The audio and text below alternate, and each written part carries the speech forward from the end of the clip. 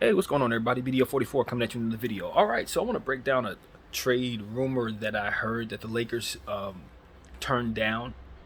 Bec- and it's basically Evan Fournier for Patrick Beverly and Kendrick Nunn. Now, Evan Fournier is on a 3-year deal for $18 million. Patrick Beverly's on a 1-year, 13 expiring now, of course, and Kendrick Nunn, 5 years, expiring at the end of the year as well. Now, if you're looking at the players and you look at what the Lakers need, you might be hesitant um, to turn that trade down. You probably may consider it. Evan Fournier is a pure shooter, a guy who's played some good basketball in good situations when he's put in positions to do what it is that he does. He's often found himself very successful, particularly with the Orlando Magic. He had some really good years, so I think he would help us. The problem is his contract. Now, we don't mind getting rid of Patrick Beverly in theory, depending on what we're giving up, obviously, because he hasn't been overly effective for us, and we've been a little frustrated with how our coaches used him. Kendrick Nunn has played under perfect basketball, even though I've seen him pop at times that made me feel good about him scoring the ball here and there. The majority of the time, we've had trouble using him properly, and he's had trouble being productive. So you don't mind letting go of those guys, putting them together, sending them out. You want to make sure that you're getting a return that you can be appreciative of, but you don't expect it to be too crazy. You really don't, unless you're attaching picks to that, as to which then you can get something pretty good. But in this situation, no picks were involved, and the reason why I think the Lakers ultimately turned it down is because you're looking at an $18 million a year contract for 3 years for a player that has had issues fitting in with certain situations, and because they're having a hard time trading that contract, one would think that we would also have a hard time retrading that contract once acquiring it. So it's like one of those things you do when you don't know any better. It's like, we need shooting. Get me a shooter. Ooh, Evan Fournier. These are two things I don't like. Give it, like, that's not. And then the Knicks have then fleeced you. But see, the Knicks, what they gotta understand is they aren't that bright. So you shouldn't be trying to fleece people, because you're a team also that people fleece. Seriously, I'm just being real, because that, when you present that to a savvy GM, and I'm pretty sure Rob Pelinka looked at it and laughed too. When you present that to a savvy GM, they're going to look at it and laugh.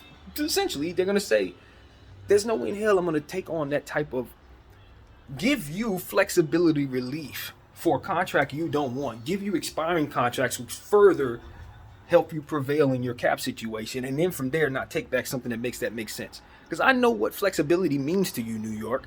Evan Fournier is the worst contract you got. So in order to get rid of that, you're probably going to have to attach picks. And judging by the fact that I'm aware that you have 7 of them, it's laughable that you think I wouldn't take at least 2 of them from you in regards to getting that contract over here. And that's exactly what I'm going to say. Give me 2 picks. You got a million of them. You know I only got 2. You want to do a deal with me and you don't think I'm going to get picks from you? New York, hang up the phone. Stop acting like you're smart. You're not smart. You try to trade your whole infrastructure for Donovan Mitchell. Stop trying to act like you're smart enough to fleece people. You're not. Just being honest. Completely and utterly honest. Because I have to look at stuff like that and I'm like, man, stop playing with me. Don't insult our intelligence. Don't insult Laker Nation's intelligence with stuff like this. I'm glad Rob Pelinka is smart enough not to take a deal like that. We've been taking deals like that pretty much his entire tenure. Which is why that deal would be yet another one that we could add to the list of things we would not be happy with. It would be very difficult to undo. And given the fact that the Knicks know we're in that situation, the fact that they would even present that to us, it's crazy. That's just crazy. And sometimes I wonder, when the news hits us, if it's not someone who's trying to smear the Knicks by way of presenting that to us. To say, look how stupid they are. They think we're this stupid. Like, what does that ultimately do? Makes them look stupid. So, like, that's how I perceive it. This media stuff, they use it all different types of ways, as we know. But one thing's for certain, there's no way in hell the Los Angeles Lakers should have ever even considered that deal. I'm glad they didn't. We do need shooting. Evan Fournier would be a great player to bring in on a 1-year deal at $5 million. That would be great. If he was on that type of contract, that's what you trade him for. Boom, you can send those 2 guys out, bring him back, and probably bring something else back to make the salary match, and you feel a lot better. No picks needed. That would be fine. But since they're going to have a 3-year contract attached to a player that's underachieved coming our way, when they know we got cap issues and no picks, when they got 7 of them, I'm hanging up the phone before they even finish the sentence. If they're not involving putting picks on the table, I'm going to tell them to lose my number. That's how I feel about the Knicks. Lose my number. Don't even call me ever again with anything you got until you're ready to bring first round picks onto the table. So, they ain't got nothing I want that I'm willing to give them any cap relief for.